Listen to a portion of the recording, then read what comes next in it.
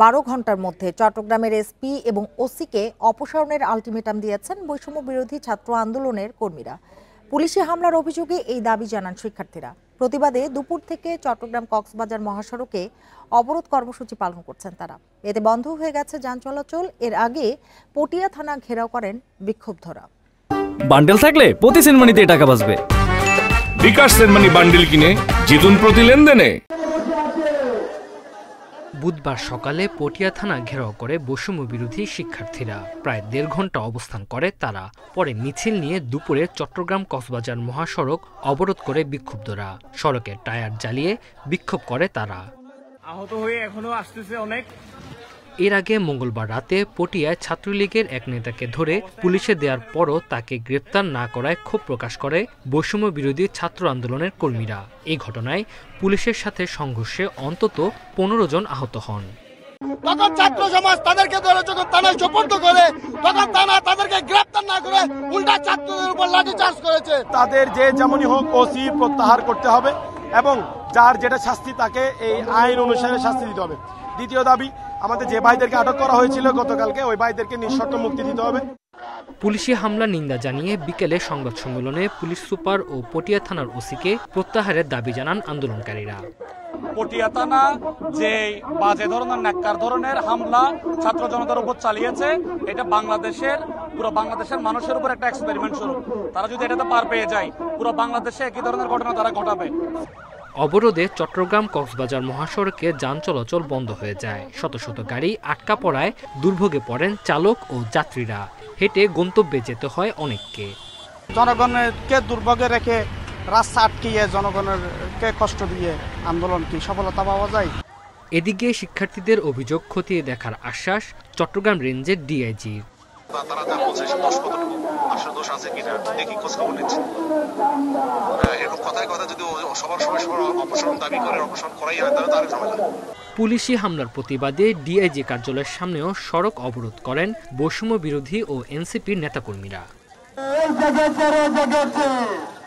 Independent news. এ বিষয়ে আরো জানাতে চট্টগ্রাম থেকে যোগ দিয়েছেন সহকর্মী আব্দুল্লাহ রাকিব। রাকিব, শিক্ষার্থীরা তো আলটিমেটাম দিয়েছেন, তাহলে কেন মহাসড়ক অবরোধ করে রেখেছেন?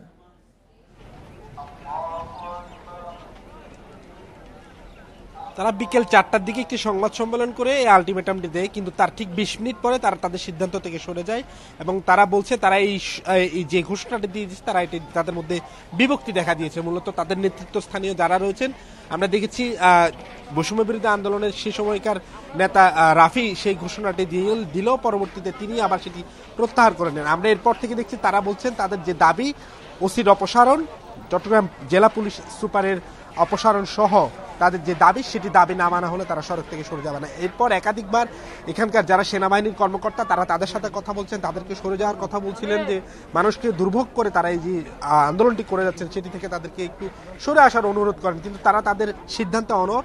তারা বলছেন যে রাফি একটু আগে ঘোষণা দিয়েছেন, তার সাথে আইজিপি মহোদয়ের কথা হয়েছিল এবং আইজিপি তাদের থেকে 3 থেকে 4 দিনের সময় নিয়েছিল যে ওসিকে প্রত্যাহারের বিষয়, কিন্তু সেই সিদ্ধান্তেও তারা আসলে মানতে নারাজ। তারা বলছে তাদের গতকালকে তাদের উপর যে ন্যাক্কারজনক ঘটনা ঘটেছে জুলাইয়ের প্রথম রাতে, সেটি তারা নিন্দা জানিয়েছেন এবং তারা বলছেন যে ওসির ছাত্রলীগ এবং আওয়ামী লীগ সংশ্লিষ্টতা রয়েছে, তারা এই ওসির যে কোনোভাবে অপসারণ চান এবং সেটি আজকের মধ্যে চান। এখন পর্যন্ত আমরা দেখছি সেনাবাহিনীর কর্মকর্তারা তাদের সাথে কথা বলার চেষ্টা করছেন, যারা এখানে আন্দোলন করছেন, এনসিপি সংগঠকরা আছেন, এখানকার বৈষম্য বিরোধী ছাত্র আন্দোলনে আছেন এবং যে ধরনের তাদের অঙ্গ সংগঠন যুব শক্তি সহ ছাত্র শক্তি, সেই গণতান্ত্রিক ছাত্র সংসদ, সেই কমিটির নেতারাও রয়েছেন। কিন্তু আসলে তাদের মধ্যে আমরা দেখছি বিভক্তি রয়েছে সিদ্ধান্ত নিয়ে।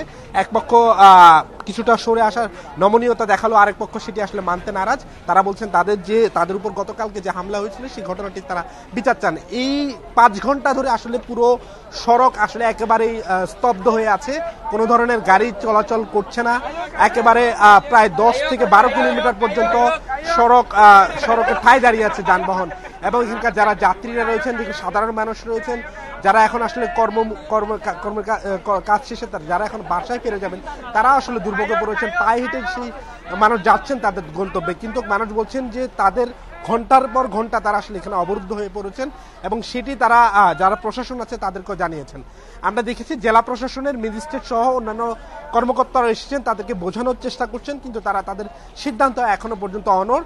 তারা যে আলটিমেটামের কথা বলছেন সেই আলটিমেটামটি আছে, কিন্তু তারা এখনো অবরোধটি ধরে রেখেছেন। আব্দুল্লাহ রাকিব, আপনাকে অনেক ধন্যবাদ আমাদের সাথে যোগ দেওয়ার জন্য।